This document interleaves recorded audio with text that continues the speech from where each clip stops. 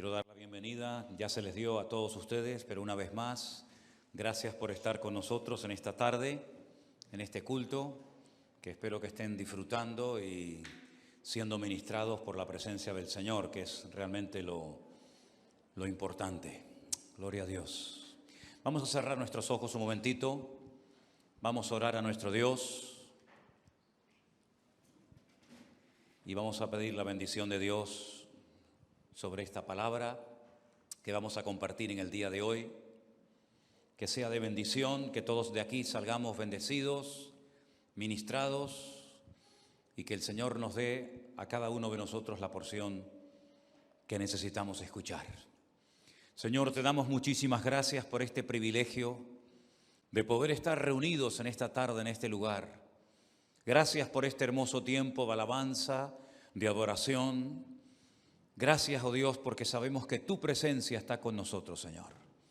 Ahora queremos pedir que esta palabra que va a ser expuesta, que va a ser compartida, caiga en corazones que sean buena tierra.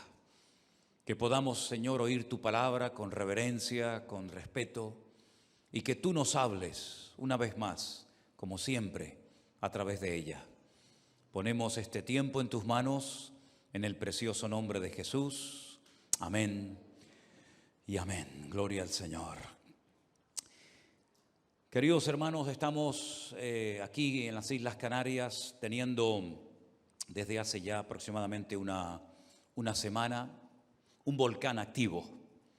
Creo que todos los días en la televisión vemos imágenes de cómo en una isla muy cerca a nosotros se ha abierto la tierra y los vecinos de la isla de La Palma han tenido en algunos sectores, en algunas zonas, que huir despavoridos, perdiéndolo prácticamente todo, huyendo con lo puesto, y nadie sabe cuánto tiempo va a durar esto. Hemos recibido llamadas, WhatsApp, correos de todas partes del mundo. Si de algo podemos estar seguros es que hace una semana miles de personas ni siquiera sabían dónde estaban las Islas Canarias y mucho menos la isla de La Palma, y ahora hay millones de personas en todo el mundo que saben por lo menos dónde estamos.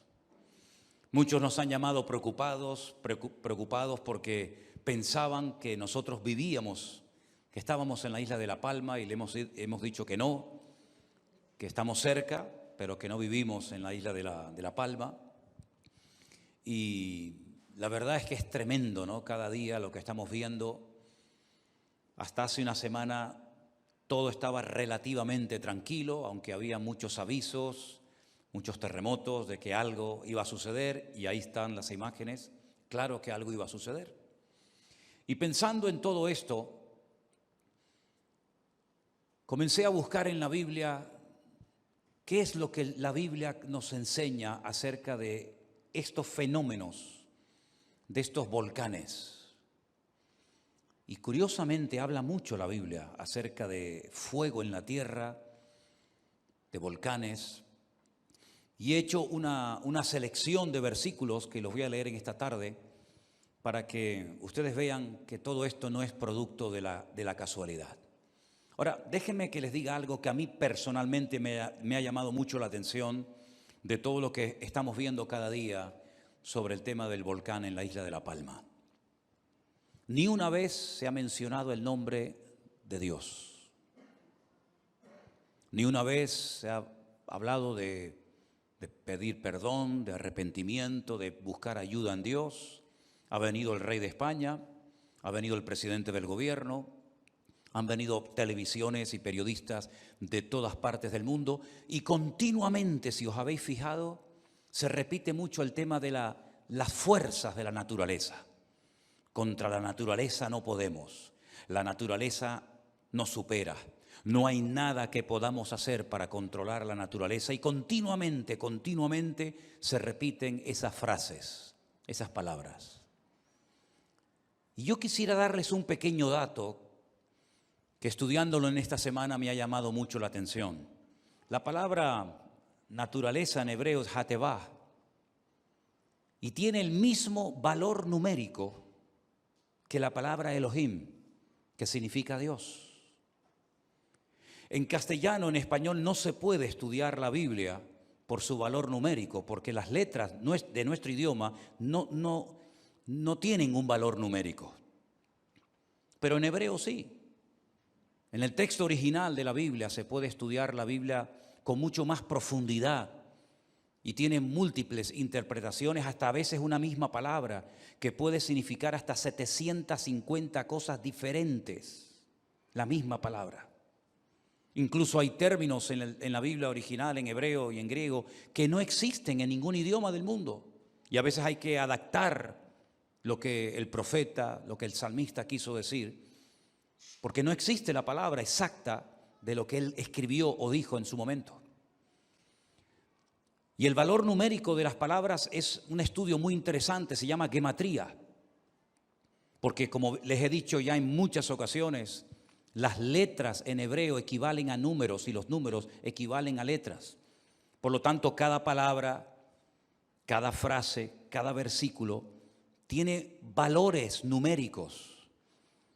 Y es muy interesante que el valor numérico del nombre Elohim, que es el primer nombre que aparece en la Biblia para referirse a Dios, pero en plural, tiene el mismo valor numérico que la palabra Hatevá, que significa naturaleza en hebreo, y el valor numérico es 86.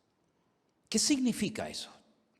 Porque cuando oímos hablar de la naturaleza, de las fuerzas, de las leyes de la naturaleza, la pregunta es, ¿quién le dio a la naturaleza esas leyes? ¿Quién la creó? ¿Quién la organizó? ¿Quién le permite a la naturaleza hacer lo que hace? ¿Quién le ha puesto límite a la naturaleza?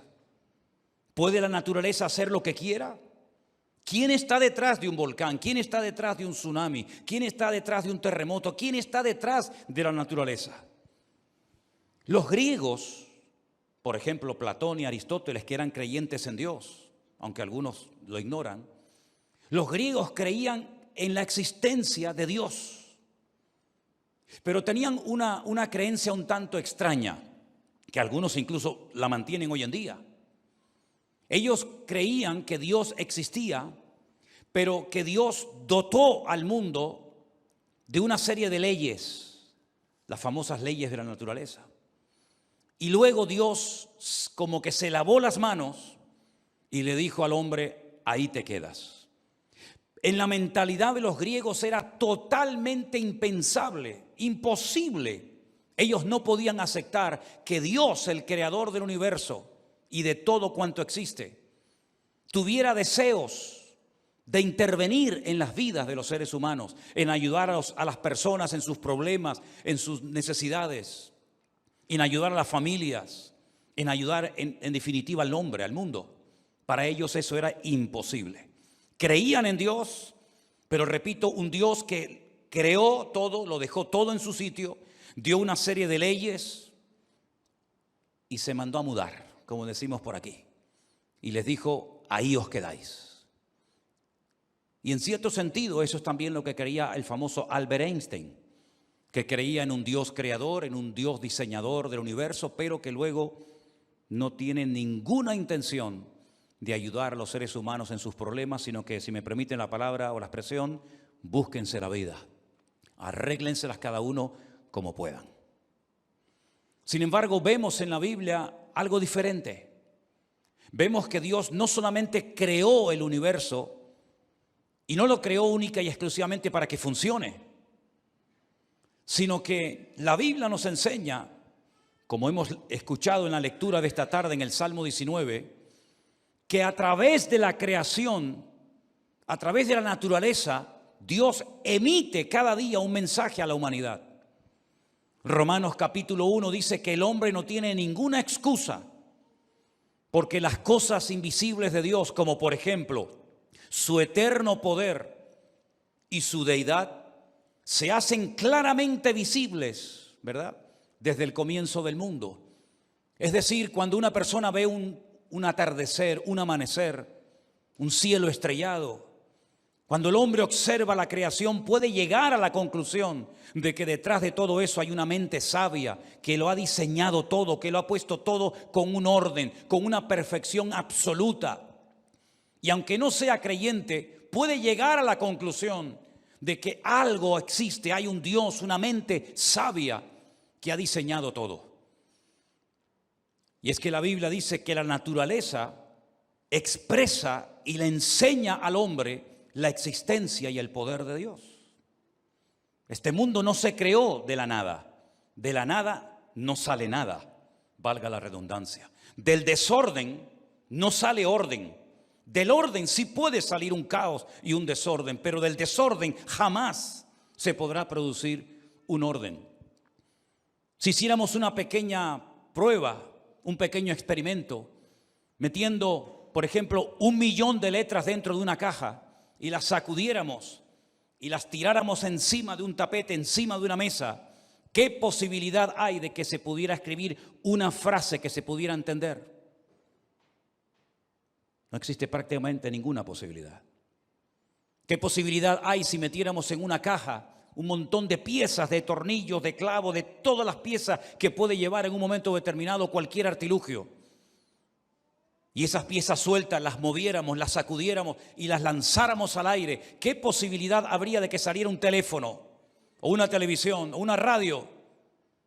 Ninguna. Aunque lo hiciéramos 5 millones de veces, jamás del desorden saldría orden. Por eso dice la Biblia que Dios a través de la creación habla. Y antaño los hombres que tenían más tiempo para observar las estrellas y las constelaciones eran capaces de entender ciertas y determinadas acciones de Dios en lugares lejanos, porque entendían que a través de la creación Dios había emitido mensajes a la humanidad. Y si no, ahora cuando llegue diciembre volveremos a recordar cómo aquellos magos de Oriente, astrólogos, observadores de las constelaciones, discernieron a centenares de kilómetros de donde se había llevado el hecho que el Mesías, el rey de Israel, había nacido. No fue un profeta a predicarles, no leyeron la Biblia, no fueron a ningún culto, a ninguna sinagoga, a ninguna iglesia, pero ellos observando las constelaciones, los movimientos de los satélites, la alineación de los planetas, etcétera, etcétera, llegaron a la conclusión de que alguien importante, tremendamente importante, había nacido en Belén de Judea. Y fueron guiados de una forma milagrosa, no por un profeta, no por un hombre, no por un rey, sino por los astros. Y llegaron al sitio exacto donde había nacido el Rey de Reyes y el Señor de los Señores, el Mesías. Y le preguntaron a un rey de carne y hueso, Herodes, ¿dónde está el rey de los judíos? Porque su estrella hemos visto en el oriente y venimos a adorarle. Una pregunta un tanto extraña, preguntarle a un rey, ¿dónde está el rey? Él podía haber contestado, yo soy el rey. Pero ellos sabían perfectamente que los astros, que las constelaciones, que las estrellas no se habían alineado para guiarlos a conocer a ese hombre que era un títere puesto por el Imperio Romano. Ellos sabían que detrás de ese hombre de carne y hueso era algo mucho más importante. Y probablemente se llevaron una sorpresa cuando entraron en una casa y se encontraron a un niño que no hacía milagros, ni predicaciones poderosas, ni mensajes muy carismáticos y llenos de la unción y de la gracia de Dios, pero ellos llegaron allí, se postran delante de ese niño y lo adoran. Y son capaces de desprenderse de su patrimonio, porque ellos saben que ese niño algún día en el futuro sería el rey más importante de todo el mundo y de toda la eternidad, la humanidad. Es decir, ellos sabían perfectamente discernir las profecías de la Biblia mirando las estrellas y las constelaciones. Lamentablemente, todo eso se fue desvirtuando con el paso del tiempo.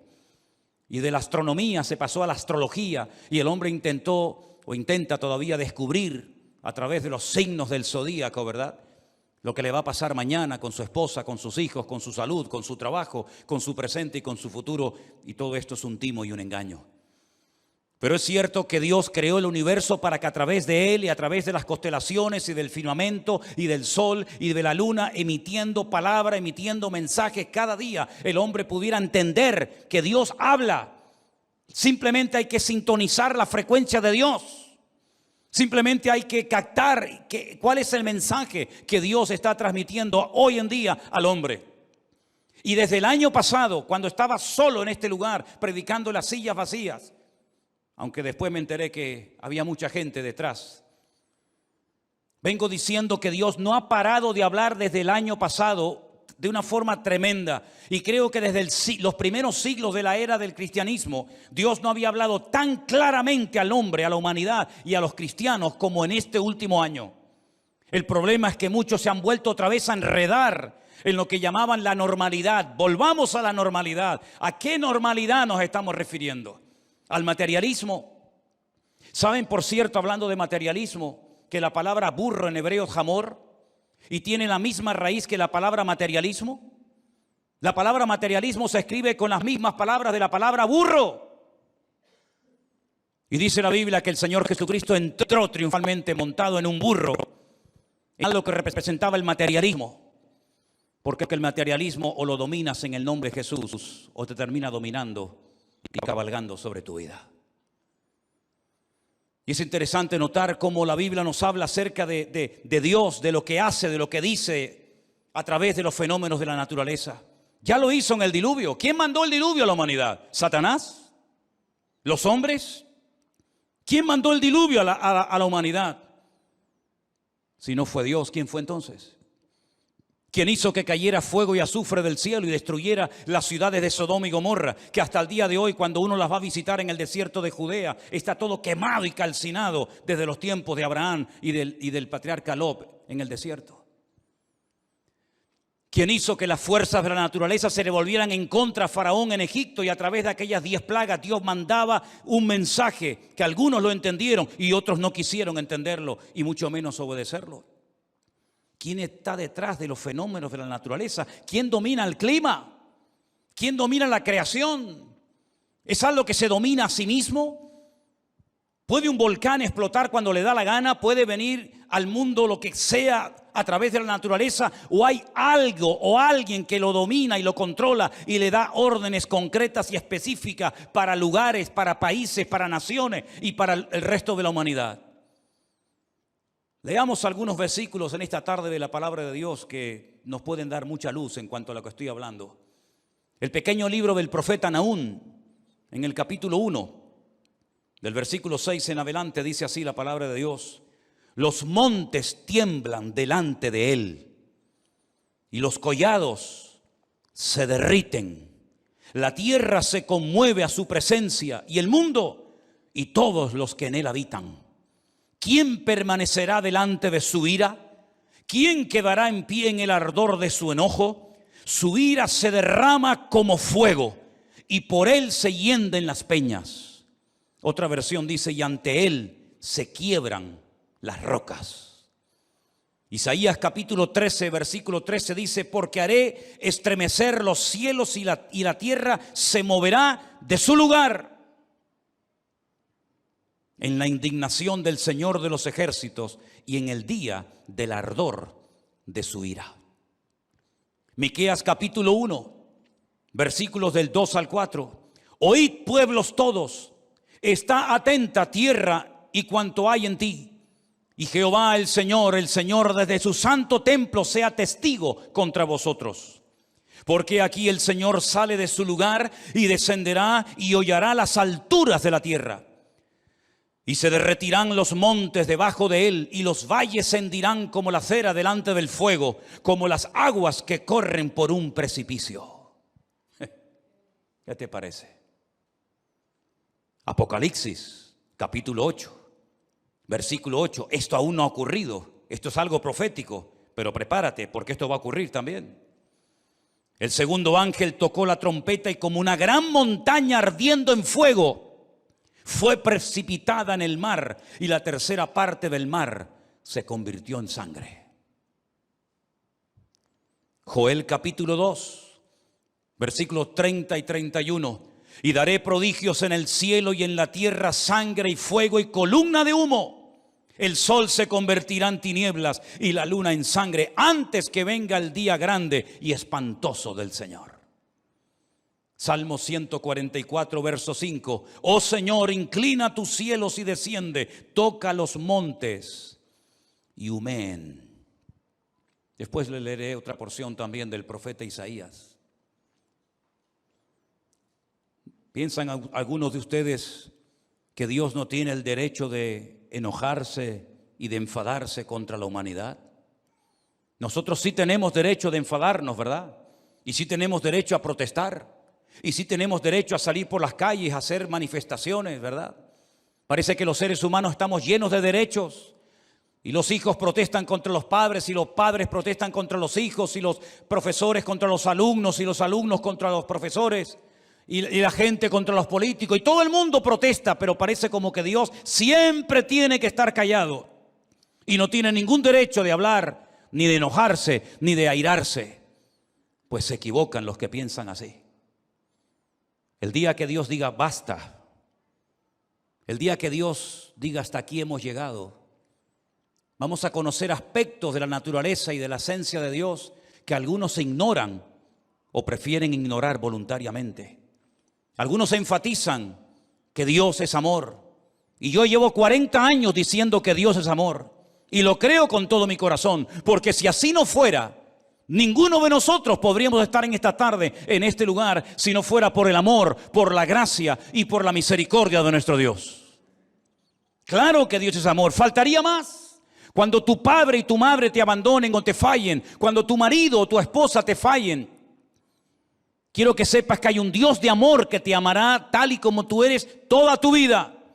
Y te amó tanto que lo demostró muriendo en una cruz, ocupando tu lugar y muriendo por tus pecados. Y lo dejó bien claro que Dios es amor y que Él te ama. Que tú lo ames a Él es otro tema, pero que Él nos ama a nosotros no nos quepa la menor duda. Pero también hay que decir que ese mismo Dios de amor, ese Dios que se humilló, ese Dios que se humanó, que se encarnó, que descendió y que se hizo carne y habitó entre nosotros y vimos su gloria, ese mismo Dios también se enfada y también se enoja. Y lo hemos visto muchas veces a lo largo de la historia, cómo Dios ha intervenido diciendo basta en naciones, en países, en pueblos, en lugares donde se le ha blasfemado. Y dicho sea de paso, España es uno de los países del mundo que más blasfema cada día contra el nombre de Dios. Gracias a Dios que aquí en Canarias no tenemos esa costumbre. Pero ustedes, si van a la península, hasta los niños, jovencitos jugando en la calle, se enfada uno con otro y automáticamente blasfeman contra el nombre de Dios. Y como si no pasara nada. Cuando en el Antiguo Testamento a alguien se le ocurría blasfemar contra el nombre de Dios y era digno de muerte. Todavía seguimos en este país creyendo en imágenes de palo, de piedra, de oro, de madera, de mármol. Cuando Dios en su palabra dice que todo eso es abominación ante los ojos de nuestro Dios. Claro, no nos enseñaron cuando éramos católicos y éramos niños, íbamos a los colegios de cura o de monja. No nos enseñaron los 10 verdaderos 10 mandamientos, porque no les interesaba que lo conociéramos. Pero cuando tuvimos acceso a las Sagradas Escrituras, cuando pudimos leer por primera vez en nuestra vida, yo con 17 años, los verdaderos 10 mandamientos que están en todas las Biblias del mundo. No solamente en las Biblias que utilizamos los cristianos evangélicos, sino incluso el Papa en Roma también tiene la misma Biblia y las mismas palabras que yo tengo en la mía. Cuando pudimos tener acceso a los verdaderos 10 mandamientos, nos quedamos sorprendidos porque Dios prohibía desde siempre la adoración a imágenes creadas por las manos de los hombres. No podíamos orar a ellas, ni ponernos de rodillas delante de ellas, ni invocarlas. Y tiempo más tarde se escribió un hermoso salmo que si quieres puedes leerlo tranquilamente en tu casa. El Salmo 115, que dice que los ídolos de las naciones, también los nuestros aquí en Tenerife, en todo el mundo entero que nos ven, los ídolos de las naciones hechos por las manos del hombre tienen ojos, pero no ven. Tienen boca y no hablan. Tienen pies y no caminan. Tienen oídos y no oyen. Y si no, miren ustedes las imágenes impactantes que hemos visto estos días de las personas jugándose la vida para entrar en los templos, para llevarse las imágenes que supuestamente han sido creadas y diseñadas por artistas, para salvar a pueblos, para salvar a familias, para ayudar a gente necesitada, Ahora ha tenido la gente que ir a por ellos, porque si no los sacan, el fuego y la lava los hubiera terminado destruyendo. Y nadie se ha dado cuenta de que han sido incapaces de salvarse. Nadie se ha percatado. Es la ignorancia, la ceguera espiritual es tan enorme que no se dan cuenta de que cómo voy a poner mi confianza en un muñeco que yo tengo que jugarme la vida, en vez de él jugarse la vida por mí, en vez de salir corriendo y decir alto al fuego. Han tenido la gente que ir a buscarlos a esos ídolos muertos, mudos, ciegos, inválidos, que no tienen poder para hacer bien ni para hacer daño a nadie. ¿Por qué no se dice esto en la televisión? ¿Por qué no se habla de esto en las tertulias? ¿Por qué se le atribuye todas las fuerzas de la naturaleza? Por una sencilla razón, porque la palabra naturaleza para algunos les ayuda para sustituir el nombre de Dios. Pero yo no voy a hablar de las fuerzas de la naturaleza, porque detrás de la naturaleza y de sus leyes está nuestro Dios. Y el sol no sale por el este porque le place salir por el este, sino porque Dios decretó desde el principio de los tiempos que el sol saliera siempre por el este y se ocultara por el oeste. Es una ley divina inalterable, y a menos que Dios la altere siempre será así. Y Dios le puso arena al mar como frontera para que no pueda pasar tierra adentro, a menos que Dios se lo permita. En otras palabras, Dios es el que controla el clima, Dios controla los volcanes, Dios controla la naturaleza, porque Dios no ha perdido el control y Dios sabe lo que hace y cómo lo hace y con quién lo hace. Y Dios está mandando un mensaje desde esta pequeña isla que muchos se han enterado por primera vez en su vida dónde está. Como muchos han conocido al Señor y se han reconciliado con Cristo desde esta pequeña isla, desde esta pequeña congregación, llevando el mensaje del Evangelio a miles y a miles y a miles de personas, como ustedes bien saben. Y desde esa pequeña isla Dios está mandando un mensaje al mundo entero. Es tiempo de arrepentirse, es tiempo de humillarse, es tiempo de buscar a Dios y es tiempo de humillarnos de verdad delante de Él para que Él tenga misericordia de nosotros. Pero nadie habla de esto. Hablan de que van a ayudar a los palmeros a construir sus hogares. La gente huyendo despavorida, haciendo unas colas inmensas en el puerto de La Palma para poder salir a Tenerife o a cualquier otro lugar. La gente llorando, la gente desesperada. ¿Por qué no hay autoridades? ¿Por qué no hay políticos que dicen no se preocupen? Vamos a ponernos de rodillas, vamos a orar, vamos a pedir perdón, vamos a clamar a Dios por las miles y miles de seres humanos pequeñitos que hemos tirado al cubo de la basura porque molestan. ¿Por qué no le pedimos perdón a Dios por haber blasfemado su nombre? ¿Y por qué no le pedimos perdón a Dios por haberlo borrado de la faz de la tierra? ¿Y por qué no le pedimos perdón a Dios por todas las barbaridades que como nación hemos hecho durante siglos? ¿Por qué no le pedimos perdón a los cristianos por haberlos quemado y torturado durante 300 años en este país en algo que se llamó la Santa Inquisición? ¿Por qué no reconocemos que Dios está harto? ¿Y por qué no reconocemos que ese Dios tiene todo el derecho de airarse cuando quiera y cuando le apetezca? Y lo que me extraña no es que haya un volcán en La Palma, lo que me extraña es que no haya más en todas las Islas Canarias. Y lo que me extraña no es que haya problemas en el mundo, lo que me extraña es que todavía la misericordia de Dios nos sustente y nos permita disfrutar de la vida. Pero llegará el momento, y lo dice la Biblia muy claramente, en el que Dios utilizará la creación o para recompensar o para castigar. La Biblia nos enseña que cuando el pueblo de Dios obedecía, Dios mandaba la lluvia. El hombre no puede inventar lluvia. El hombre no puede inventar lluvia para los campos y los regadíos. Pero cuando había obediencia, Dios mandaba la lluvia, la temprana y la tardía. Pero cuando había desobediencia, cortaba el grifo, cerraba el grifo y decía, ahí se quedan. Y venía la muerte, venía la miseria, venía la pobreza, venía la escasez, la sequía. Y vemos en la palabra de Dios que Dios muchas veces utiliza la creación, la naturaleza, para bendecir al hombre o para castigar al hombre.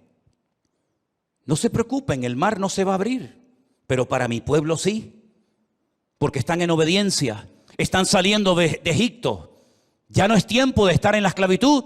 No se preocupen por las limitaciones. Yo controlo el mar, yo controlo todo. Y Dios abrió el mar Rojo para que su pueblo pasara por él como si fuera tierra seca. Pero cuando intentaron Cuando intentaron disfrutar de esa bendición, de ese privilegio de caminar por las profundidades del Mar Rojo, los egipcios, los desobedientes, los idólatras, los rebeldes, los que perseguían al pueblo de Dios, esas aguas que fueron de sorpresa y de bendición para el pueblo de Dios, fueron una maldición y la muerte y la tumba para el faraón y para sus soldados. Luego Dios nos trata según nosotros nos comportemos con Él. Y por eso, mis queridos hermanos, cuando vemos, por ejemplo, estas llamaradas, ¿no será que Dios está llamando al mundo al arrepentimiento? ¿No será que es tiempo de buscar a Dios en espíritu y en verdad? Como dijo Jesús a aquella samaritana junto al pozo de Jacob, que Dios está buscando adoradores que le adoren a Él en espíritu y en verdad. ¿Cuál es el mensaje que Dios está dándole al mundo? Primero, a los cristianos: no seáis tan materialistas. No estéis tan preocupados por qué voy a comer o qué voy a vestir, porque así piensan, hablan y se comportan los gentiles que no me conocen y me tienen a mí. Mirad los pájaros del cielo, que ni trabajan ni hilan, y vuestro Padre Celestial las alimenta. ¿Cuánto más a vosotros, hombres de poca fe? Ese es el mensaje que Dios le ha estado dando a la iglesia bien claro desde el año pasado. Ahora han tenido tiempo para orar. Ahora muchos han tenido tiempo para leer la Biblia por primera vez en su vida. Porque antes no había tiempo para nada. Era trabajar y trabajar y trabajar y trabajar. Y Dios dijo: alto. Y paró al mundo y paró a millones de cristianos y los encerró dentro de sus casas.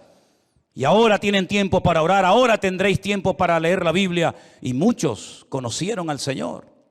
Y las vendas cayeron de sus ojos. Y miles de personas se reconciliaron con Dios. Pero ya la gente vuelve otra vez a las andadas. Otra vez volvemos con los macrobotellones. Otra vez volvemos con las orgías colectivas de cientos de personas en todas partes del mundo. Otra vez volvemos a las andadas y no me extraña nada que Dios esté cansado de aguantar tanta soberbia y tanta arrogancia de naciones enteras que no quieren reconocer que sin Dios estamos perdidos. El capítulo 64 del libro del profeta Isaías, lo leía en esta mañana, me impactaba muchísimo. Isaías capítulo 64, los primeros versículos, os los voy a leer. Presten atención, por favor. Oh, si rompieses los cielos y descendieras, y a tu presencia se escurriesen, se derritiesen los montes, como fuego abrasador de fundiciones, fuego que hace hervir las aguas, para que hicieras notorio tu nombre a tus enemigos y las naciones temblasen a tu presencia. Cuando haciendo cosas terribles, cuales nunca esperábamos, descendiste, fluyeron los montes delante de ti. Nunca oyeron, ni oídos percibieron, ni ojo ha visto a Dios fuera de ti, que hiciese por él que en él espera. Saliste al encuentro del que con alegría hacía justicia, de los que se acordaban de ti en tus caminos. He aquí tú te enojaste porque pecamos, en los pecados hemos perseverado por largo tiempo. ¿Podremos acaso ser salvos?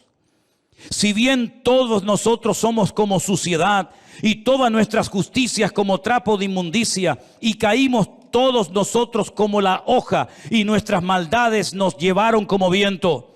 Nadie hay que invoque tu nombre, que se despierte para apoyarse en ti, por lo cual escondiste de nosotros tu rostro y nos dejaste marchitar en poder de nuestras maldades. Ahora pues, oh Dios, tú eres nuestro Padre, nosotros barro y tú el que nos formaste.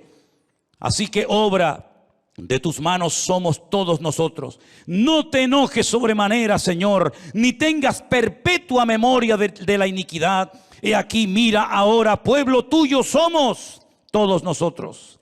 Y podríamos seguir leyendo el resto del capítulo, viendo cómo el Dios, a través del profeta Isaías, llama al pueblo al arrepentimiento. Si hubiera un genuino arrepentimiento en este país soberbio, orgulloso, arrogante, que se cree que puede hacer lo que le da la gana y no pasa nada y Dios no se entera, porque como para algunos Dios no existe, pues se equivocan rotundamente.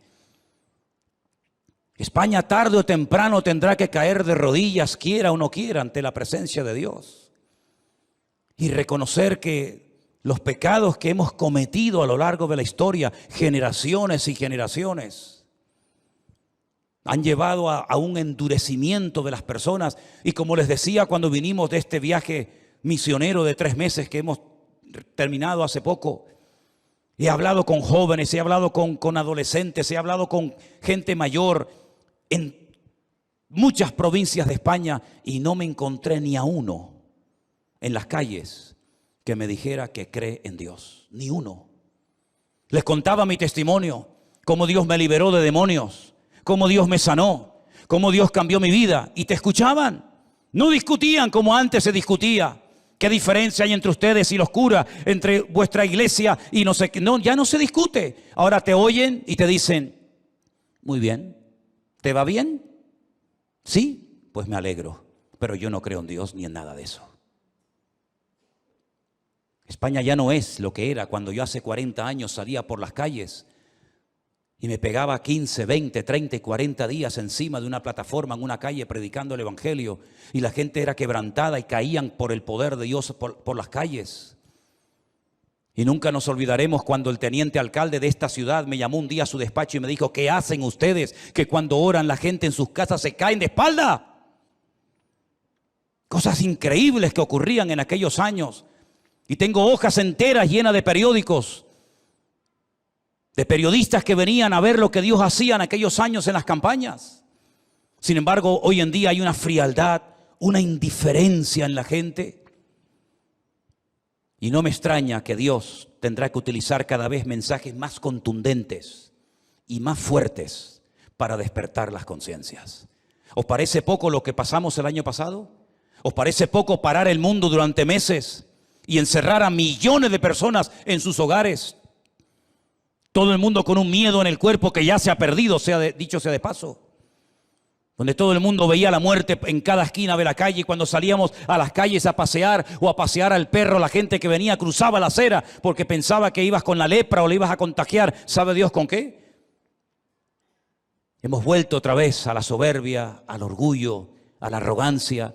Y ya todo el mundo está pensando cuándo vamos a obtener los próximos carnavales y cuándo vamos a tener los próximos tenderetes y cuándo vamos a hacer los próximos Sanfermines y cuándo vamos a poder sacar otra vez a la Virgen y al Santo y a toda la familia otra vez. Y otra vez la gente quiere volver a lo mismo y no se dan cuenta de que Dios ha estado hablando claramente. Y este volcán de La Palma, aunque muchas veces ocurre que en un momento de esto sufren muchas personas, es un mensaje contundente no solamente para ellos, sino para toda la humanidad, de que es tiempo de buscar a Dios. Porque esto que estamos viendo, esto que hemos vivido de la pandemia, esto es un pequeño botón de muestra de lo que la Biblia profetiza para los últimos tiempos. La Biblia habla de cientos de volcanes que se producirán en los últimos tiempos. La Biblia habla de tsunamis. La Biblia profetiza en el Apocalipsis que islas enteras serán absorbidas por las aguas del mar y desaparecerán de un plumazo. La Biblia habla de millones y millones de muertos, de guerras tremendas. Y Dios está esperando y esperando. Y algunos preguntarán, ¿esperando qué? Esperando que el hombre proceda al arrepentimiento. Un día más estamos vivos y Dios toca nuestros corazones para que entendamos que Dios está dando toques de atención. Esto es lo que la Biblia llama los dolores de parto de la tierra. Porque así como los seres humanos sufrimos al ver la maldad, al ver el pecado, al ver la desobediencia, también la tierra, dice la Biblia en la carta de Pablo a los romanos, que gime con dolores como una mujer que está a punto de dar a luz.